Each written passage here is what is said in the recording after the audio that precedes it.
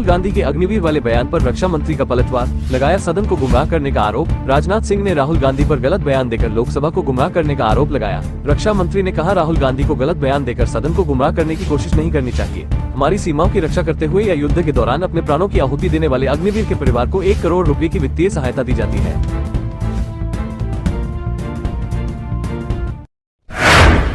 पंजा को विधान परिषद की उम्मीदवारी, भाजपा ने इस वजह से दी बड़ी जिम्मेदारी। 4 महीने बाद ही विधानसभा चुनाव होने जा रहे हैं। भाजपा इन चुनावों में अपनी लोकसभा चुनाव की गलतियों को सुधारकर आगे बढ़ना चाहती है। संभवतः इसीलिए उसने पंकजा मुंडे को विधान परिषद का टिकट दिया है। इन चुनावों के परिणाम आने के बाद विधानसभा चुनाव से पहले शिंदे मंत्रिमंडल का विस्तार भी होना है। पंकजा को मंत्री बनाकर भाजपा राज्य के ओबीसी समाज को सकारात्मक संदेश देना चाहती है। राहुल गांधी के बयान पर सीएम योगी का पलटवार, कहा खुद को एक्सीडेंटल हिंदू कहने वाली जमात के शहजादे को राहुल गांधी के संसद में दिए गए बयान पर भाजपा पूरी तरह से हमलावर हो गई है। राहुल गांधी ने संसद में कहा कि असली हिंदू और हिंसक हिंदू में फर्क है। राहुल ने अपने बयान में आगे कहा कि भाजपा देश में डर का माहौल पैदा कर रही है तथा हिंदुओं को हिंसक बना रही है।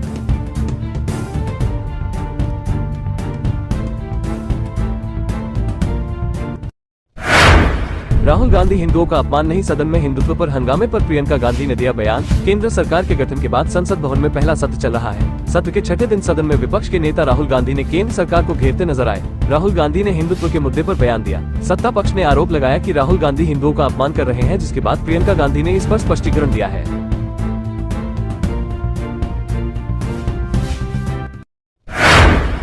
एक ओवर में 5 छक्के खाने वाले गेंदबाज ने बनवाया गजब टैटू। टीम इंडिया की जीत के बाद लिया फैसला। 17 साल के लंबे वक्त के बाद T20 वर्ल्ड कप फाइनल में भारत ने बीते शनिवार 29 जून को जीत हासिल की। इस शानदार जीत के बाद इंडियन प्रीमियर लीग IPL के खिलाड़ी यश दयाल सोमवार को प्रयागराज से टैटू बनवाने के लिए रिंकू सिंह के शहर अलीगढ़ पहुंचे। रिंकू सिंह ने पिछले IPL के दौरान यश दयाल के गेंद पर लगातार 5 छक्के लगाए थे। पुलिस ने 1 घंटे में किया लूट का खुलासा, ऐसे हत्या चढ़ा शातिर बदमाश। नए कानून के तहत दर्ज हुआ मुकदमा। गाजियाबाद में पुलिस ने 1 घंटे में ही कार लूट का खुलासा कर दिया। पुलिस ने कार लूटने वाले बदमाश को गिरफ्तार कर लिया है। वहीं पुलिस बरामद कार की वीडियोग्राफी भी कराई, साथ ही पकड़े गए बदमाश के खिलाफ नए कानून के तहत मुकदमा दर्ज किया गया है। नया कानून लगते ही बोला, साहब आप मुझे झूठे केस में क्यों फंसा रहे हो। शांतिवन की धारा 151 है। गिरफ्तार युवक नए कानून की धारा से हुआ भ्रमित। नए कानून लागू होने के बाद थाने के मुंशी को कंप्यूटर पर धारा 170 के तहत चालानी काटने को कहा तो आरोपित माधवेंद्र भड़क गया और कहने लगा कि आपने शांतिवन की कार्रवाई करने की बात कही थी। ये कार्रवाई धारा 151 में की जाती है। आपने धारा बदल दी है। लगता है कि आप मुझे झूठे केस में फंसाना चाहते हो।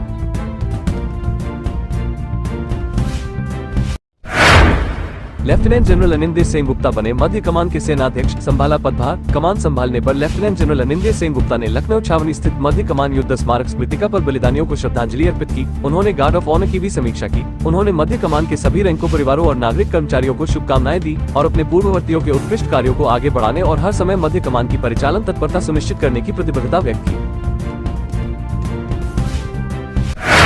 नकल का ऐसा नंगा नाच हुआ, बीजेपी के पूर्व सांसद ने बताई यूपी में हार की बड़ी वजह। अखिलेश यादव को भी घेरा। कन्नौज के पूर्व सांसद सुब्रत पाठक ने अब सोशल मीडिया के जरिए दावा किया कि पेपर लीक हार का एक बड़ा कारण है। उन्होंने कहा है कि लोकसभा चुनाव 2024 में यूपी में भाजपा की हार के वैसे तो बहुत से कारण हैं, पर उन कारणों में से एक बड़ा कारण पेपर लीक भी है। भाजपा के पूर्व सांसद ने अखिलेश को भी घेरा। जन धन की सुरक्षा हमारी प्राथमिकता, अलर्ट मोड में रहे सभी जिले।